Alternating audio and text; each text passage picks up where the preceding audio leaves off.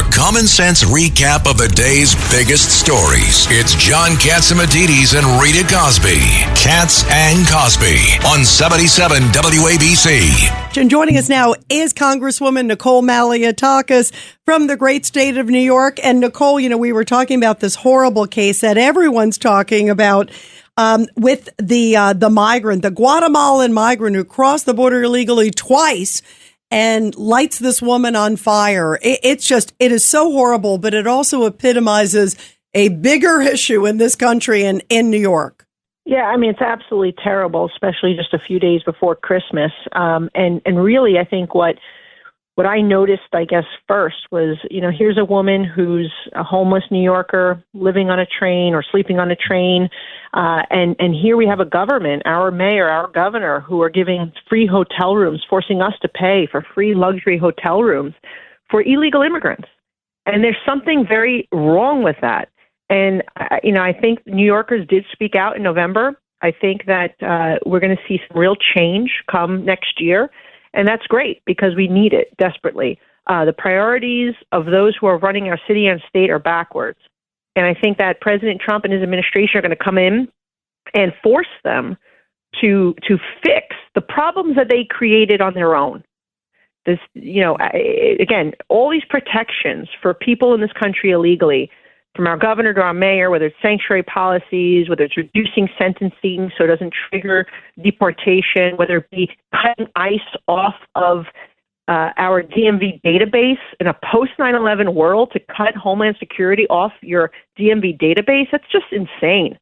And this was, I think, something that caught everyone's attention. It's unfortunate that this tragedy had to happen to catch people's attention.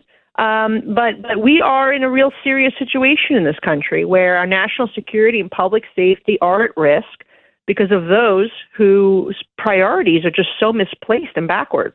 Nicole, Congresswoman, this is Rudy Washington. How are you?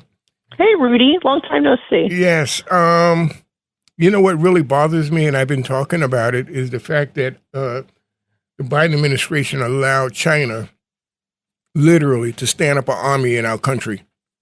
And we haven't heard from them yet. And my greatest concern is we will. And it won't be nice.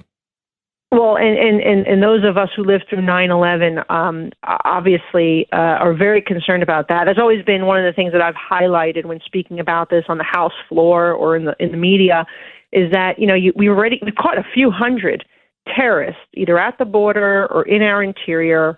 We don't know who's among the millions of gotaways. The people had zero interaction. Remember, the gangs who are wreaking havoc in our city right now, they actually turned themselves in at the border and were released by the Biden administration into the interior.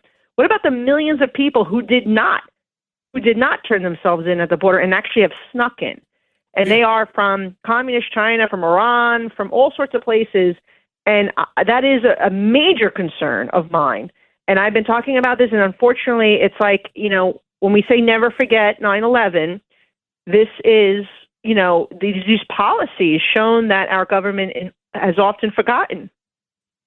Yeah. Well, so where do we go? Look at the NYPD. I'm sorry, the Communist Chinese police stations, right? We've caught.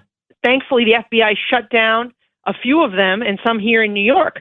But they were literally having their own police stations to monitor people who fled communist China. It's really scary. It is. And it comes at a time, like as Rudy's bringing up, obviously not just the Chinese, but think about how many people are crossing that border, to your point, Congresswoman, at a time where we're dealing with, we're going to talk later in the show about the drones. There's so many things that people are uncertain, and it's a very just tenuous time. But we are so thankful to have you here. We always love having you here on the show, Congresswoman, and we wish you a very, very Merry Christmas. Very, very Merry Christmas to all of you, and Kala Kristuyana to my friend John. Thank you so much, and spend it with family and say hello to mom and dad. Can I say Zito Alas? Would that work with what she just said? Close? Tituilas always works, I guess. Oh, yeah. Let's do a long-lived Greece. What about Feliz Navidad? Feliz Navidad. Yeah. Prospero Nuevo Año. My mom appreciates that. Thank you. Okay, that's the Cuban version. Exactly.